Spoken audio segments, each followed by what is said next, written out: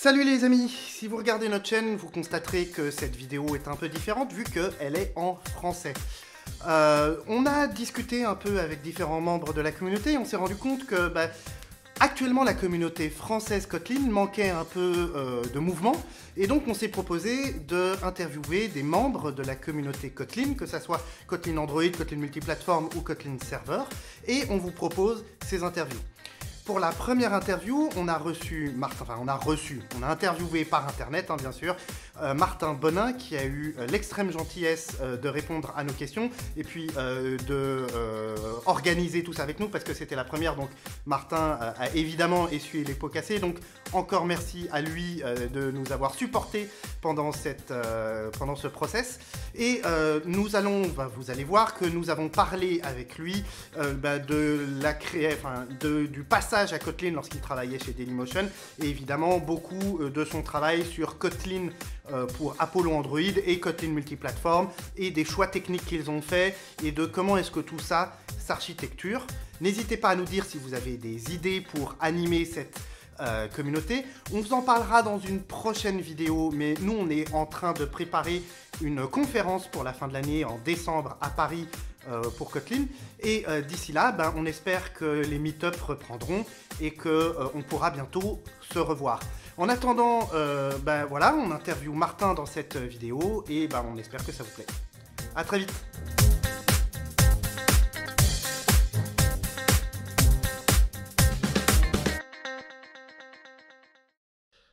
Salut Martin, merci d'être là avec nous. Salut Romain. Salut Salomon. Salut Martin, comment vas-tu? Romain. Super, merci pour l'invitation. Avec plaisir. Donc rapidement, on est sur un nouveau format. Le but est de découvrir un peu les membres de la communauté Kotlin en France. C'est pour ça qu'aujourd'hui, on va parler français. Donc Martin, est-ce que tu peux un peu nous dire qui tu es et qu'est-ce qui t'a amené à Kotlin? Oui, bonjour à tous. Mon nom c'est Martin.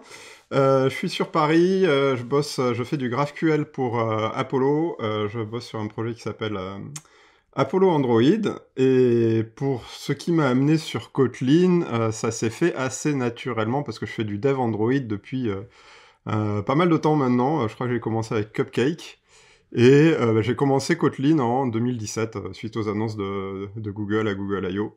Et je dois dire que j'ai bien aimé assez vite parce que avant ça j'ai fait beaucoup de C, de C++, de Java, etc. Surtout beaucoup de C.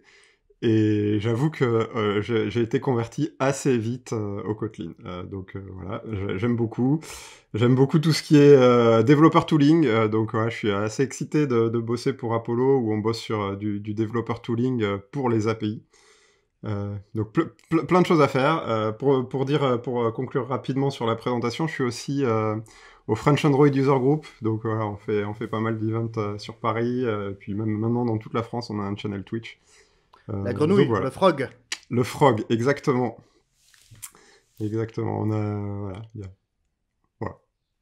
Si jamais vous êtes en France, si jamais vous êtes sur Paris, n'hésitez pas à venir dire bonjour. Donc c'est Google qui t'a amené à Kotlin, et est-ce que tu en avais déjà entendu parler avant l'annonce?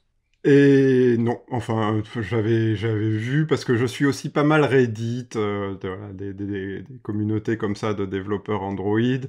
Donc j'en avais entendu parler, mais j'avais pas vraiment creusé avant l'annonce. Peut-être quelques mois avant l'annonce, c'était un petit peu dans l'air du temps, j'avais commencé à regarder. Mais vraiment, le déclic, c'était l'annonce. À partir de Google I.O., je pense que ça a déclenché pas mal de choses. À l'époque, je travaillais pour Dailymotion, et on a décidé de passer sur Kotlin assez vite. Alors j'ai plus tous les détails en tête là maintenant, mais la décision a été assez rapide à prendre.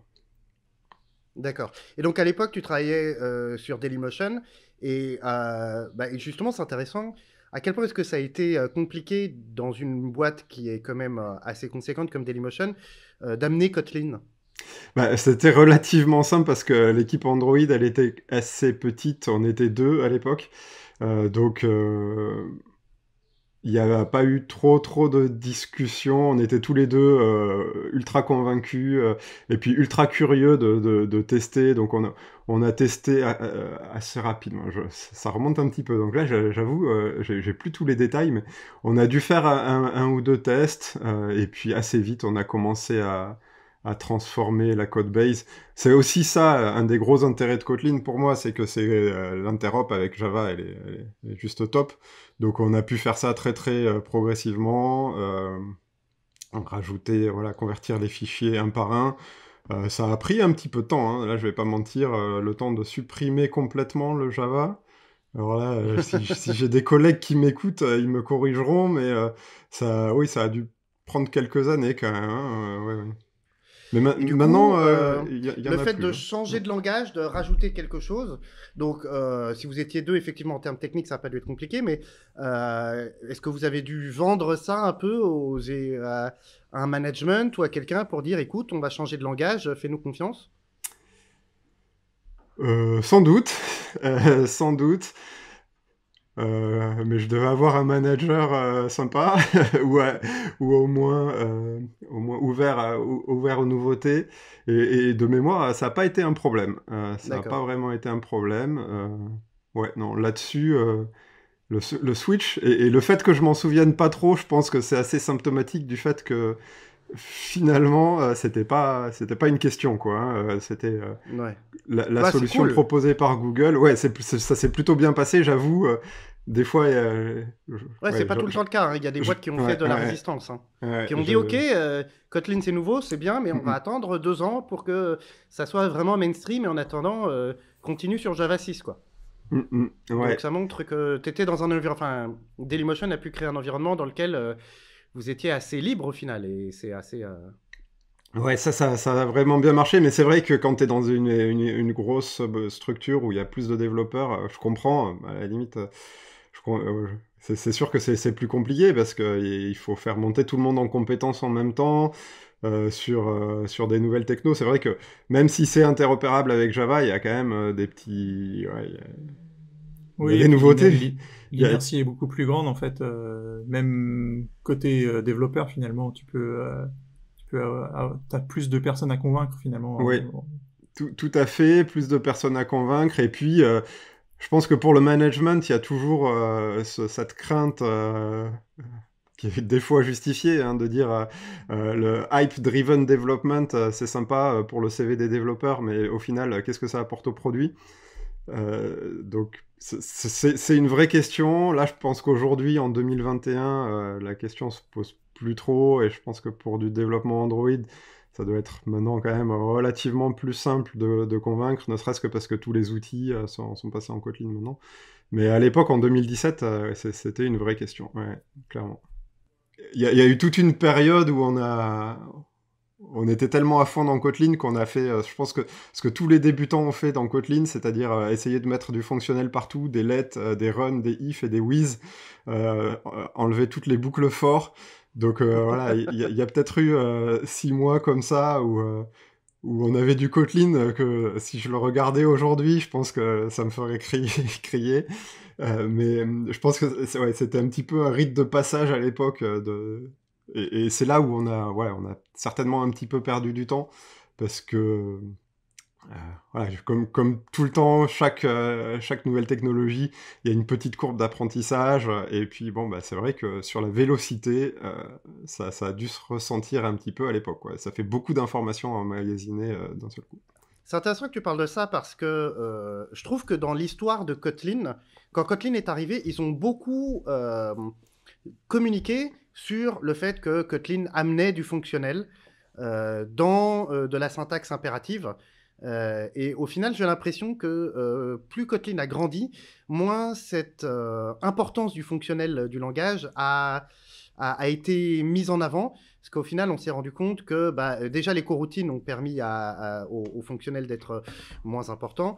Et je trouve que de manière générale, Kotlin, quand il est arrivé, on a beaucoup parlé du fonctionnel.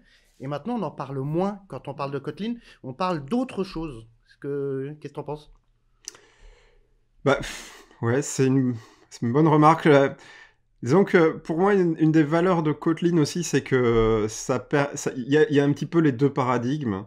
Alors, s'il y a des gens qui font du OCaml ou du Haskell, genre des langages super fonctionnels, là j'avoue, j'y connais rien du tout. Mais ils doivent trouver que Kotlin, j'imagine pour eux, c'est un langage impératif plutôt.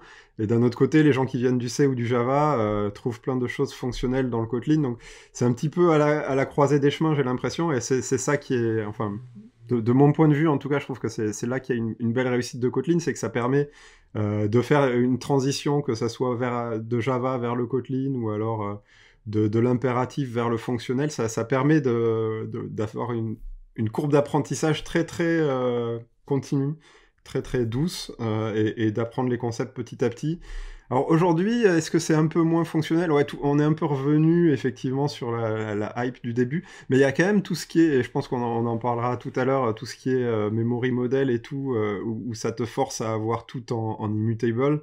Et ça quand même, j'aurais tendance à dire que c'est pas mal fonctionnel, plus tout ce qui est coroutine et flows, où du coup tu réfléchis plus en termes d'événements et en termes de ouais, que d'état, plus tout ce qui se passe avec Jetpack Compose, etc. Donc il y a quand même des bons aspects fonctionnels, même si au final faire une boucle for, c'est pas la mort, et on pardonne tous ceux qui font des boucles for.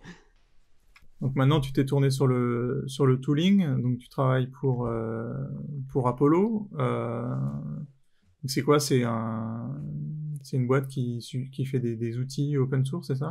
Oui, tout à fait. Alors du coup, la transition, elle s'est faite un peu naturellement parce que Dailymotion a commencé à travailler sur GraphQL assez tôt, en 2017. Et du coup, on a utilisé Apollo Android en 2017. Et j'ai commencé, voilà, comme c'était assez tôt dans le projet, je commençais à me pencher dessus, etc. Et en 2020, oui, c'est ça, c'était l'an dernier, j'ai eu l'opportunité de travailler full-time dessus. Donc j'ai commencé à travailler full-time sur Apollo Android. Donc, ce que ça fait, c'est un client GraphQL. Donc s'il y a des gens qui sont pas familiers avec le GraphQL sur le stream, c'est dur à décrire, mais j'ai tendance à dire que c'est du REST en mieux. Donc le reste, alors, vous avez... ça tombe bien, moi je connais pas très bien GraphQL, donc Ah, bah c'est super. est-ce que tu peux m'expliquer un peu ce que c'est? Donc, traditionnellement, quand vous faites une API, vous avez un endpoint REST, HTTP, donc c'est une URL avec un pass, des queries params, et puis vous récupérez un gros JSON avec des datas à l'intérieur. Donc ça marche bien, ça marche depuis des dizaines d'années, c'est super stable et tout. Le problème de ça, c'est que quand vous voulez avoir plusieurs applis, vous voulez scaler, typiquement vous êtes une appli style Facebook, parce que GraphQL vient de Facebook à l'origine, où vous avez une appli mobile, une appli desktop, une appli WatchOS, enfin plein d'applis différentes. Les différents clients n'ont pas forcément besoin des mêmes infos dans votre backend. Et donc, si vous devez faire une route HTTP pour chaque client, ou alors plusieurs, parce que vous allez avoir un écran principal avec tous les posts, et puis un écran de détail, un écran user, etc., vous avez une explosion du nombre de routes HTTP. Donc, ça fait de la friction entre les développeurs, parce que le développeur front, à chaque fois qu'il veut une nouvelle feature, il est obligé de demander une nouvelle route au développeur back, ou alors c'est un peu sous-optimal, parce que vous utilisez la même route pour tout le monde, mais... vous récupérez plein de données dont vous ne vous servez pas parce que vous avez une petite appli WatchOS qui utilise que la moitié des données. Donc tout ça pour dire que le GraphQL, c'est une solution c'est un langage qui permet d'interroger un graphe de données. Donc au lieu de décrire vos données comme une suite de endpoints, vous décrivez vos données comme un graphe fortement typé. Donc il y a des types, des interfaces, des listes, des types nuls et non nuls, enfin tout ce qu'on a l'habitude avec Kotlin. Et il y a un langage qui est assez simple, qui ressemble à du JSON, en fait. Au début, j'étais là, bah, c'est du JSON, en fait, mais pas tout à fait du JSON, mais c'est pas loin du JSON, qui permet d'interroger de manière dynamique le graphe de données. Donc, au lieu d'écrire plusieurs requêtes HTTP, vous écrivez une requête GraphQL qui va interroger toutes les données, et donc vous pouvez écrire juste une seule requête GraphQL qui va récupérer toutes les données d'un seul écran. Et alors là où ça devient sympa et là où il y a pas mal de choses à faire en tooling, c'est que comme c'est fortement typé, Vous pouvez faire de la code-gen et vous pouvez générer des modèles automatiquement pour avoir toute la type safety qui vient directement depuis votre back-end jusque dans le front-end. Et Donc alors, comment est-ce qu'on implémente ça côté serveur? Parce que côté client, je vois très bien, il y a une requête, mais au final, côté serveur, j'imagine que ça amène un certain nombre de contraintes. Il faut que le serveur soit architecturé et ait une interface qui est vraiment compatible avec GraphQL, pour le coup. Oui, tout à fait. Donc moi, j'ai la vue 100% côté client, parce que j'ai commencé en 2017 côté client, et maintenant je bosse sur du tooling client, un peu moins familier avec le serveur, mais c'est vrai que c'est plus compliqué. Parce qu'il faut pouvoir gérer une requête arbitrairement complexe. Si vous avez un graphe de données, rien ne vous empêche, avec des données récursives, rien n'empêche potentiellement un client de faire une requête qui tire l'intégralité du graphe de GitHub. Donc ça c'est un problème. Et puis, ouais, ça oblige côté serveur à gérer des données beaucoup plus dynamiques. Donc tout ce qui est cache aussi est un peu plus compliqué parce que au lieu d'avoir un JSON qui est toujours le même pour tous vos clients, potentiellement vous avez des clients avec des réponses différentes, des formes différentes. Donc il y a un petit peu de complexité côté back-end. Apollo a plein d'outils. Bon là, c'est un petit peu la pub, mais Apollo a plein d'outils pour gérer ça. Donc tout ce qui est fédération pour agréger des microservices. Et on a aussi un outil qui s'appelle Studio qui permet de monitorer en gros votre API GraphQL. C'est une sorte d'IDE pour le GraphQL. Et donc d'avoir du monitoring sur les services où il y a des erreurs, le nombre de clients qui se connectent, la complexité des queries, voilà, tout ce genre de choses. Donc là, clairement, il y a plein de choses à faire là-dessus. Et alors, tu dis que ça fait de la code-gen, donc là, on parle d'Android uniquement ou de multiplateforme? Alors du coup, sur Apollo Android, la code-gen, elle est 100% multiplateforme aujourd'hui, et depuis D'accord, donc on va en parler ouais. après. Du coup, donc, tu as commencé sur Apollo Android, où tu faisais l'API pour Android, c'est ça, enfin le SDK Apollo GraphQL pour Android. Et donc maintenant, tu t'es intéressé aux multiplateformes. Qu'est-ce qui vous a amené aux multiplateformes et comment est-ce que vous y êtes qu'est-ce qui vous a décidé d'y aller? Alors, j'étais pas chez Apollo à l'époque. C'est Tasso qui a pas mal poussé là-dessus, sur la 2.0. Euh, donc, on a fait un talk à Kotliners l'an dernier que j'encourage toute l'audience à regarder, avec Tasso et Ivan qui étaient deux contributeurs aussi. Et voilà, qui explique un petit peu tout le process. Les motivations, c'est possible, ça ouvre plein de nouveautés. Donc, why not, quoi, let's go. Sur le multiplateforme, ouais, c'est ça, ça ouvre la possibilité de faire la code-gen et d'avoir du typage fort, à la fois sur JS, sur iOS et macOS. Et, et quand Mais, on regarde... Pardon, vas-y Romain. mais du coup, vous aviez pas des outils justement pour ces autres plateformes comme iOS, j'imagine si vous aviez un Apollo Android, vous avez peut-être un Apollo iOS ou... Ouais, tout à fait. Il y a Apollo iOS qui est en Swift, qui est une solution 100% Swift, qui génère du Swift et je pense ouais, qui va rester parce qu'il y a quand même une meilleure intégration avec tout l'écosystème Xcode et Swift. Et puis, il y a beaucoup de développeurs iOS, même la majorité, qui préfèrent avoir des modèles en Swift. Mais la possibilité aussi pour les développeurs Kotlin de pouvoir targeter iOS est sympa. Donc, D'accord. Et alors, du coup, le multiplateforme, ça a commencé chez Apollo avant même que tu rentres chez Apollo. oui, alors pour l'histoire du projet, le projet chez Apollo a été communautaire pendant très longtemps, depuis le début. En particulier, Yvan qui a vraiment maintenu ce projet depuis le début. Et donc le projet était 100% communautaire, donc depuis 2017, et maintenu par la communauté. C'est que en 2020 que j'ai commencé à bosser full-time dessus. D'accord. Et donc en 2020, il y avait déjà du multiplateforme. Yes, le multiplateforme, il date, je sais pas, de 2019. Faudrait regarder la liste des Donc c'est releases. intéressant parce que du coup, vous faites de la code gen pour multiplateforme. Donc ça veut dire que vous n'utilisez pas les outils JVM ou Kotlin JVM. Comment il s'appelle déjà l'annotation processor pour Kotlin, mais qui fonctionne que sur la JVM? KAPT? KAPT, c'est ça. Donc vous Ouais. utilisez ni APT ni KAPT. Comment est-ce que vous faites de la code gen pour multiplateforme? Ouais, alors du coup, en fait, la spécificité de Apollo Android, c'est un petit peu comme SQLite. J'aime bien comparer les deux projets parce que je trouve que l'approche, elle est assez similaire.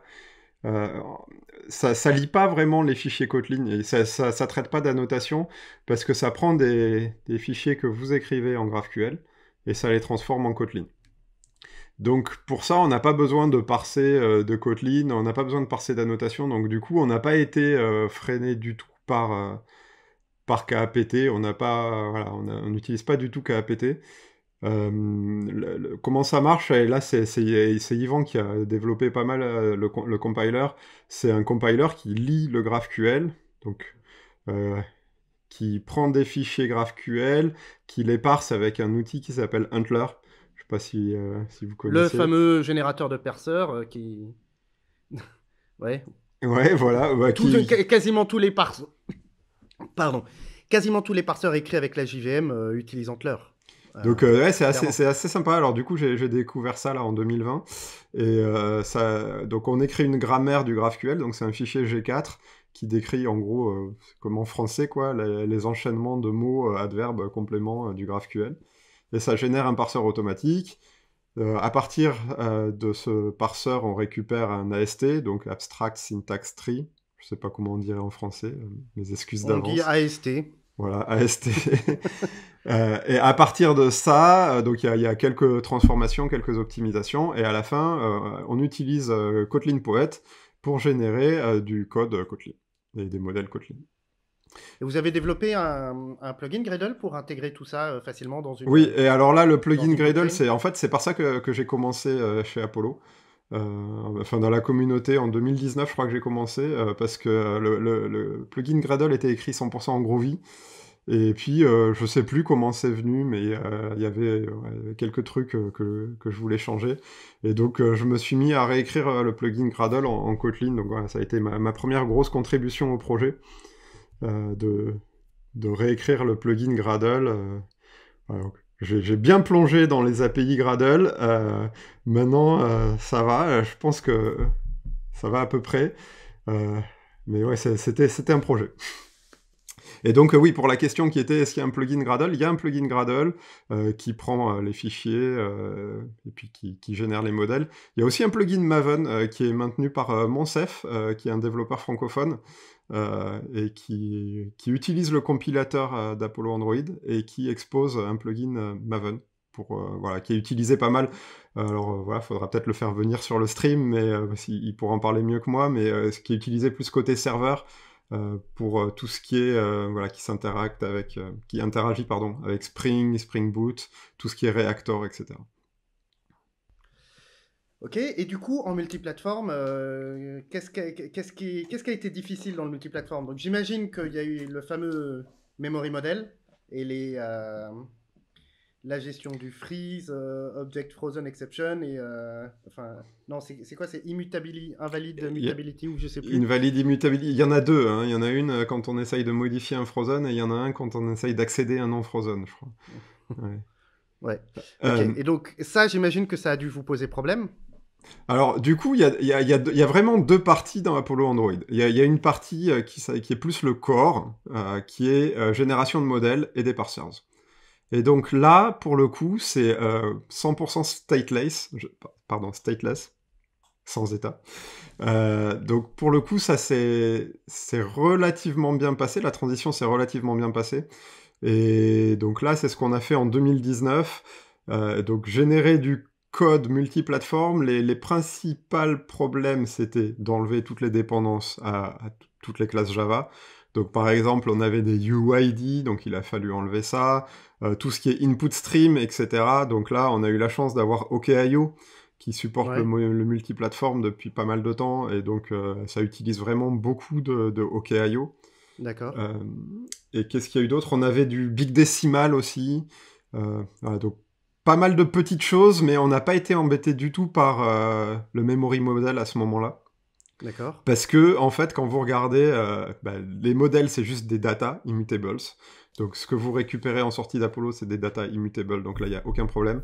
Et les parsers, pareil, en fait, c'est juste du code complètement stateless qui prend un stream, une source OKIO, et qui sort les modèles. Donc là, il n'y a pas de problème de memory model.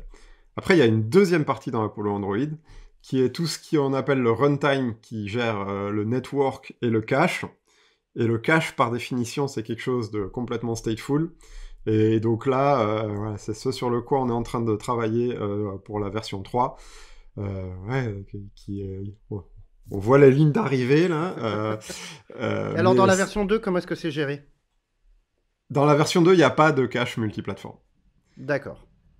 Ok. Donc, il n'y a tout simplement pas de cache multiplateforme, donc c'est pas géré.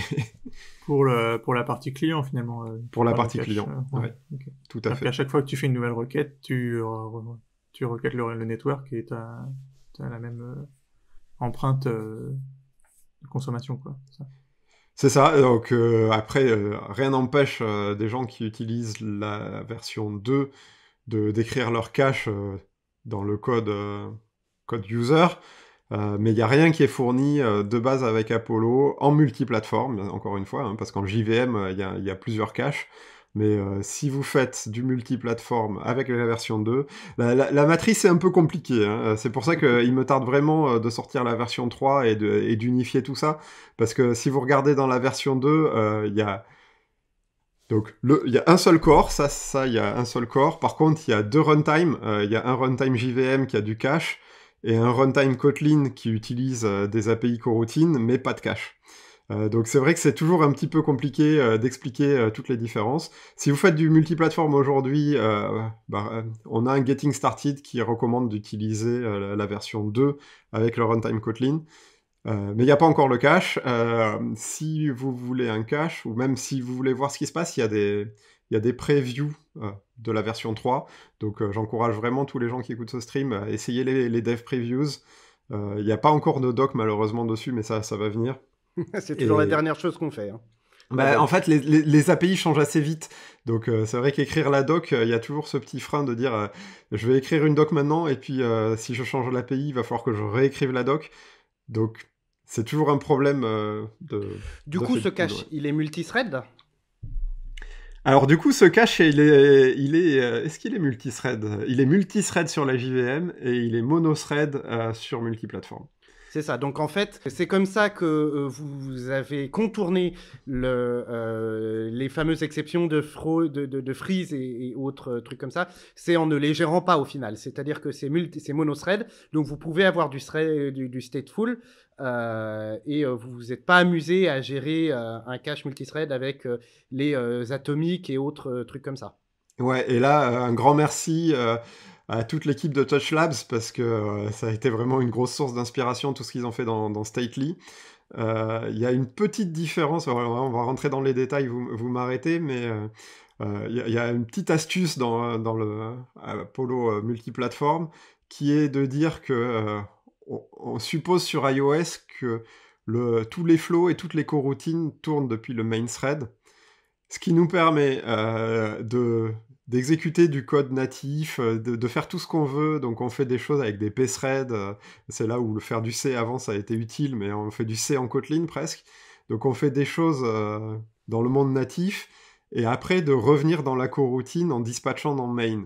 Donc là c'est une petite astuce par rapport à Stately, où Stately ça va déléguer à un thread, bloquer et attendre la réponse. On a le truc où on va déléguer au thread et suspendre, donc du coup pas bloquer le main thread et renvoyer la réponse dans le main thread, ce qui permet de tout exécuter et de pas bloquer le main thread. D'accord, mais du coup il y a quand même du threading dans ce cas-là. Il y a un thread qui gère, il y a un thread qui gère tout le cache. Donc on envoie des requêtes au cache et ça renvoie des résultats. Donc le cache il est dans un thread. Et il y a un thread qui gère le caching et vous utilisez les coroutines pour passer des modèles qui, pour le coup, doivent être immutables, parce que si on passe d'un thread à l'autre dans le Kotlin, c'est forcément immutable. Et donc, vous utilisez les coroutines pour transférer des données vers et depuis le cache. Tout à fait. Et pas bloquer le main thread. Ouais. Oui, donc parce du que coup, si on... vous n'avez pas contourné le problème. Vous avez carrément créé un cache multithread qui se conforme aux exigences de Kotlin multiplateforme. Enfin, de Kotlin native, en l'occurrence.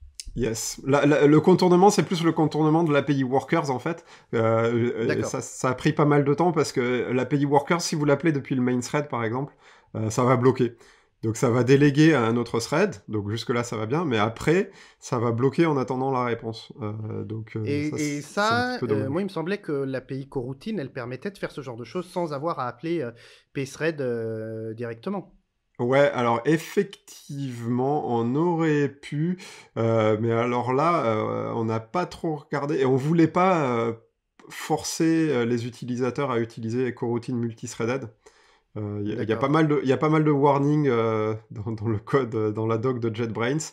Donc c'est vrai qu'on a essayé un maximum de pas utiliser la version native-mt des coroutines, mais ça pourrait marcher effectivement avec cette version. Oui, donc du coup, vous êtes sur la version standard des coroutines qui ne gère pas le multithread. Tout à fait. D'accord, ça a du sens. Et alors la question que j'ai, c'est, on sait que JetBrains travaille sur une runtime Kotlin native et un nouveau memory model qui va permettre de ne plus avoir ces problèmes-là. Simplement, il faut attendre grosso modo encore 6 à 12 mois. Ouais. Alors, je me souviens encore de ton article. C'était quand ton article 2018? Ouais, je crois que c'était ça. Ouais, Voilà, donc pour ceux qui ne savent pas de quoi on parle, j'ai écrit un article en 2018 qui s'appelle Why the Kotlin Native Memory Model Cannot Hold, dans lequel j'expliquais pourquoi est-ce que le modèle de mémoire actuel de Kotlin Native qui nécessite que les objets soient freezés au runtime pour être partagés par des threads ne pouvait pas fonctionner, et mes arguments se résumaient globalement à ça compile mais ça crache au runtime. Globalement, c'est ça. C'est ça que je reprochais principalement, c'est que c'est pas les contraintes en elles-mêmes, c'est le fait que le langage accepte le code et puis ensuite crash au runtime. Je trouvais ça inacceptable. C'est quoi? C'est 6 mois plus tard que JetBrains a annoncé que globalement que j'avais raison, même s'ils l'ont pas dit comme ça, mais que effectivement il y avait, comme ils l'ont wordé, ils ont dit quelque chose comme il y a une frustration générale dans la communauté des développeurs. Et donc, on va... voilà. Donc, j'en reviens à ma question. La question est... tout ce travail, toute cette complexité de gérer les freezes, le multithread, pthread et tout ça va sauter dans 6 à 12 mois. Dans 6 à 12 mois, on aura une version de Kotlin X coroutine qui permettra de faire du multithread de la même manière sur la JVM et sur native. On n'aura plus ces problématiques de freeze. Comment est-ce que vous avez fait le calcul sur oui, ça vaut le coup qu'on investisse là-dedans pour sortir le cache un an plus tôt, sachant que dans un an, si on attend un an, le développement du cache sera extrêmement plus simple. Donc en fait, il y a ce calcul-là qui est intéressant, qui est maintenant, ça coûte cher, dans un an, ça se coûtera beaucoup moins cher, mais si j'attends dans un an, le cache multithread, le cache multiplateforme, il n'apparaîtra que dans un an. Est-ce que vous avez fait ce calcul et comment est-ce que vous avez décidé que, oui, malgré le fait que vous savez que cet effort n'est pas forcément utile sur le long terme, il était utile maintenant parce qu'il fallait le faire maintenant? Ouais, c'est une bonne question. Alors, de ce que j'ai compris, ce qu'on fait maintenant, ça pourra quand même être utilisé plus tard, ça restera compatible. Donc là, je croise les doigts que c'est quand même pas perdu. Alors oui, ils ont annoncé que l'API de Freeze et is frozen et ensure never frozen resterait compatible en natif et que donc ça serait juste là pour ceux qui veulent se prendre la tête au final. Ouais, et du coup, pourquoi pas attendre? Parce que, je sais pas, on sait pas...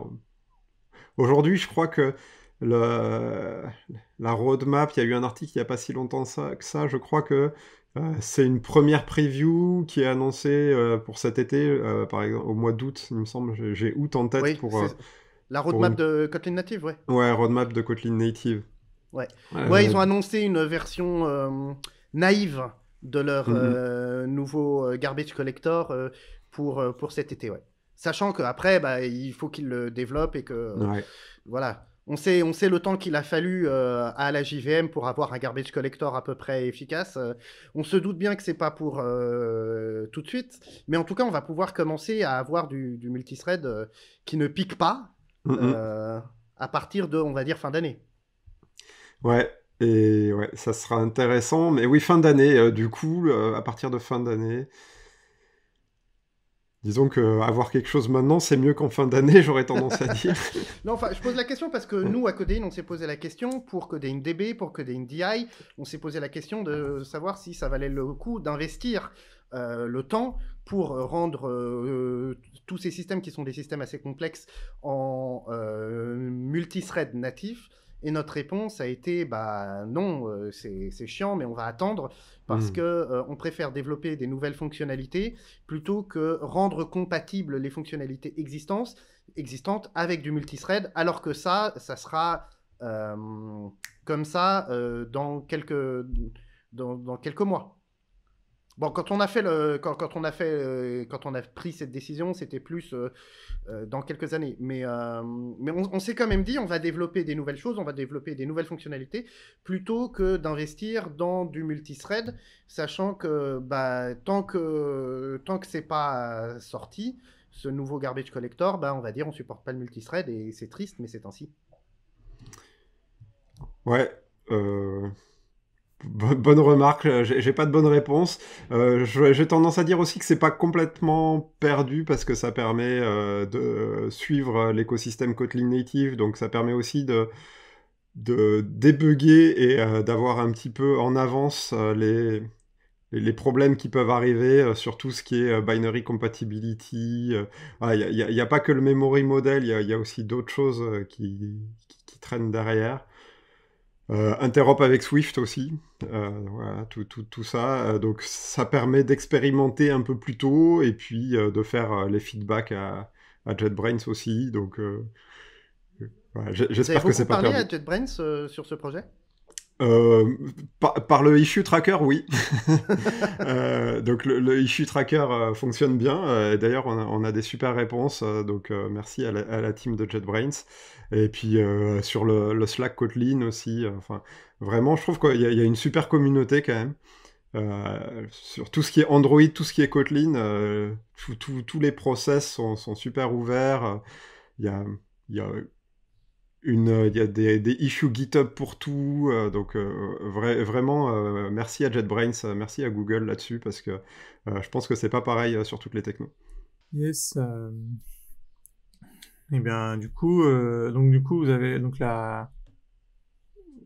avez une grosse communauté sur Apollo.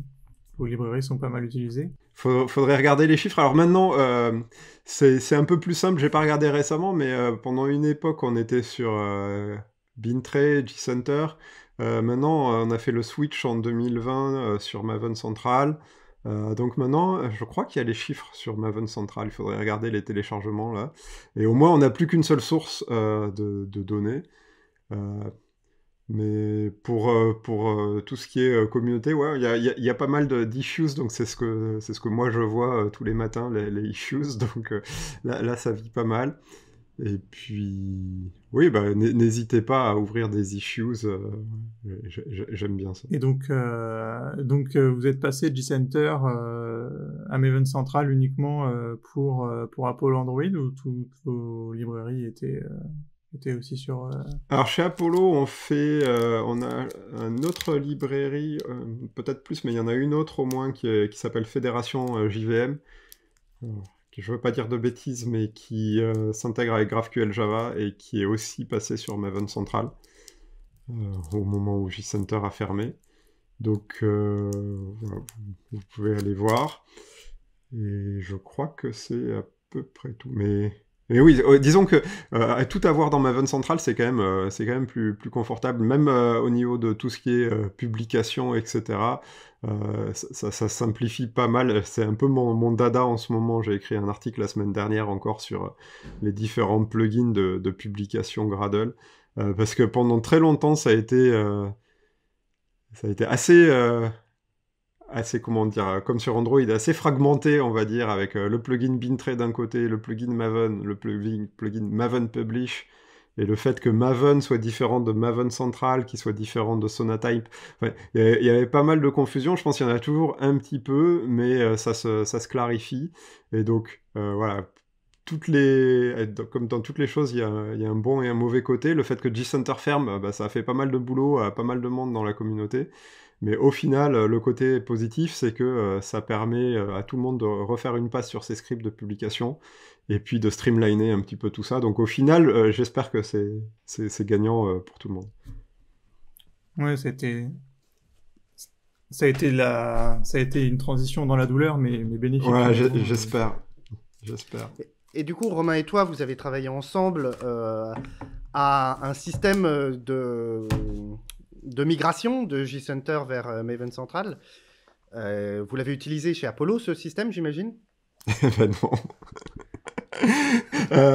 Attends, si, le système de migration, non, oui, non, pardon, le système de migration, si, on l'a utilisé parce que justement, on avait beaucoup de vieilles versions sur G-Center, et donc tout updater à la main, ça aurait pris un temps monstrueux. Non, ce qu'on n'utilise pas, par contre, c'est les actions GitHub, mais ça, Romain, tu pourras peut-être en parler plus longuement.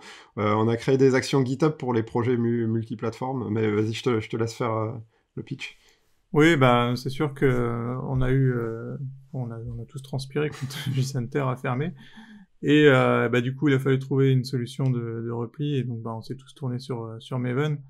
Le problème, c'est que quand on build des projets multiplateformes, bah, du coup, on build sur différentes machines, et donc même sur une seule machine. Moi, j'ai déjà eu en développement, en test, des déploiements, des publications en fait qui terminaient sur des repos staging de Sonatype différents, et donc ce qui bloque au final la validation des binaires pour la release. Et donc du coup, la solution, c'était de créer des actions GitHub qui permettent de créer un staging repository en amont et de publier tous nos binaires depuis les différents OS sur ce staging repository avant de valider et de pouvoir faire la release. En fait.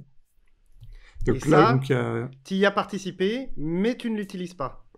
Oui, là-dessus, du coup, on a commencé ça quand, Romain, il y a 6 mois, au moment de G-Center. C'était au mois de mars ou quelque chose comme ça.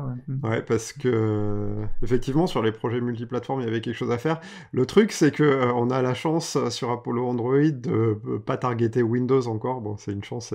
Peut-être qu'il va falloir le faire rapidement, parce que maintenant il y a les applis Android sur Windows, j'ai vu, donc il va falloir faire quelque chose. Mais du coup, comme on ne build pas sur Windows, on peut se permettre de tout builder sur la CI depuis un Mac. Ouais, c'est ça. Donc on target macOS, iOS et la JVM, en gros. Donc on fait tout sur Mac. Ah, vous targetez pas Linux? Et on n'a pas Linux, non. Alors pourquoi targeter macOS? Parce que là on parle de Kotlin native macOS, c'est ça? Ouais, c'est ça. Pour une raison très simple. Une raison très simple, en fait, c'est les tests. D'accord. On fait passer tous les tests sur macOS. Donc du coup, c'est quand même super plus confortable que de lancer un émulateur iOS. Et tout ce qui est intégration, test et tout ça, ça tourne vachement plus vite. Mais bon, un jour, on va activer Linux et Windows, et là, on utilisera Nexus Actions. Donc, on peut mettre le lien du repo, c'est create Nexus staging repo, c'est ça? On mettra le lien. Ouais, on mettra les liens dans la description, ouais. Même vers ton article sur la publication aussi. Yes. Tout ce qui sera intéressant. Yes. Pour les auditeurs. Vous utilisez Nexus Actions chez Codeine? Ah bah sur tous nos projets, on l'a activé de toute façon. De toute façon, moi je suis parti du principe que moi j'ai en développement, j'ai eu des cas où je déployais sur 2 stagings différents. Et donc du coup ça m'a complètement convaincu d'utiliser ça, parce que j'avais pas confiance du coup Et j'avais pas envie de me prendre la tête à chaque release sur ça. Donc du coup, on a utilisé ça sur toutes nos librairies qui sont de toute façon toutes multiplateformes. Et même pour des librairies non multiplateformes, je pense que ça peut avoir un intérêt parce que il peut y avoir moi j'appelle ça des split staging des repositories quand il y a les artefacts qui vont sur 2 repos. Et je l'ai déjà vu sur des projets JVM aussi.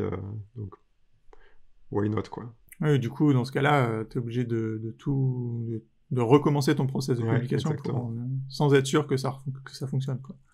Donc voilà, on n'a pas pris de risque là-dessus. On a directement utilisé ça. Ça marche bien, donc... On va arriver vers la fin de cette interview. Moi, j'ai 2 petites questions que j'aimerais poser comme ça sur la fin. La première, c'est dans le futur de Kotlin, parmi tout ce qu'on sait, est-ce qu'il y a quelque chose que tu attends particulièrement? Alors là, j'ai vu les multiple receivers qui pourraient être assez sympas dans le code du compilateur en particulier. Et en même temps... Alors, techniquement, c'est pas... quand on lit le document, on se rend compte que c'est pas des multiple receivers, c'est multiple contexts. Ouais.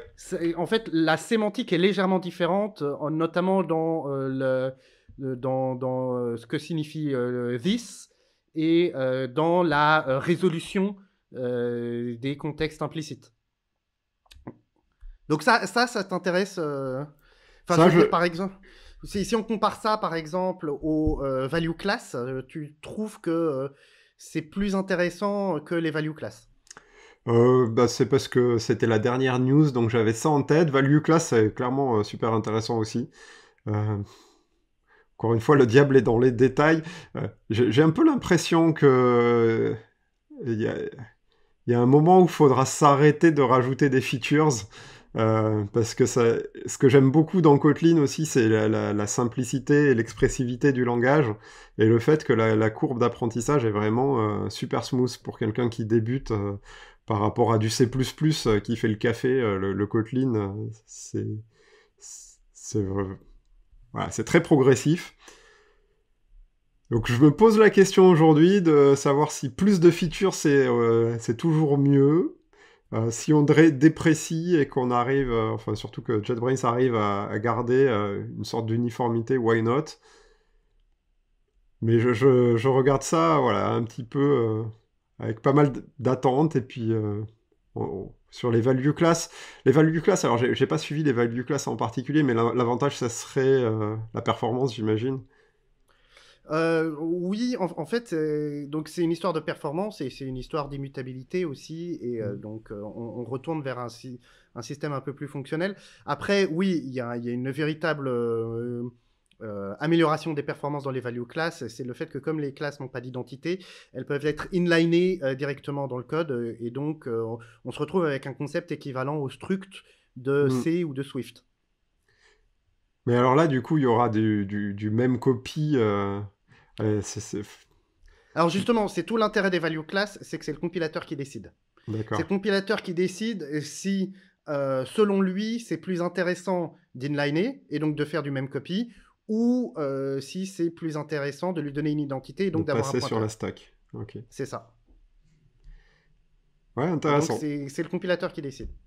Intéressant. Okay. J'ose à peine imaginer ce que ça va faire pour les modèles Android d'Apollo. Encore un beau projet en perspective. En fait, quelque chose que je trouve intéressant dans le document, c'est que Roman Elizarov, donc le nouveau tech lead de Kotlin,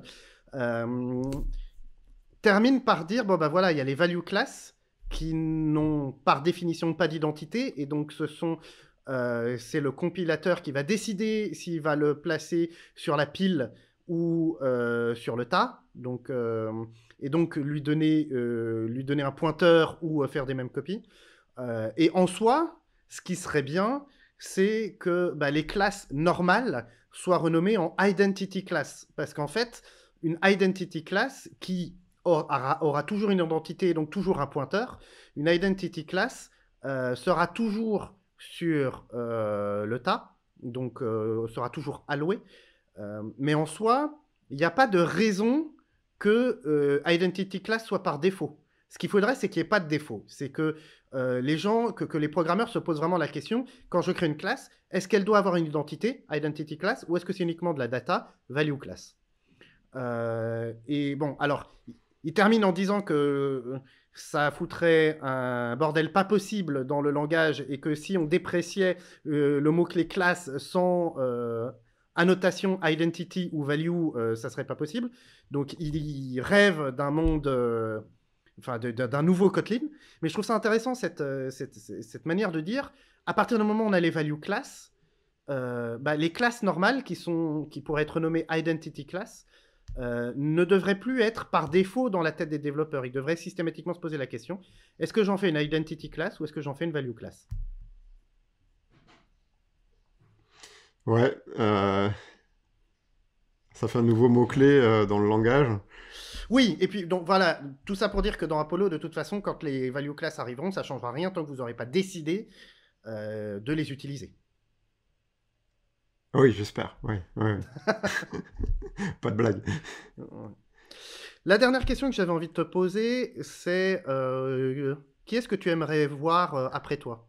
Est-ce que tu as quelqu'un comme ça en tête que tu te dirais, j'aimerais bien qu'on parle de Kotlin avec lui, j'aimerais bien le voir interviewer? Ah, vous auriez dû me dire de préparer cette question. Qui c'est Monsef, s'il veut parler de Maven. Ok. Ok. Eh ben, merci beaucoup.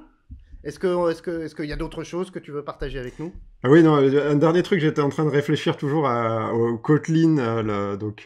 Qu'est-ce que j'attends le plus dans Kotlin? C'est quand même un peu, comme je pense tout le monde, un sentiment partagé, c'est la performance et la stabilité.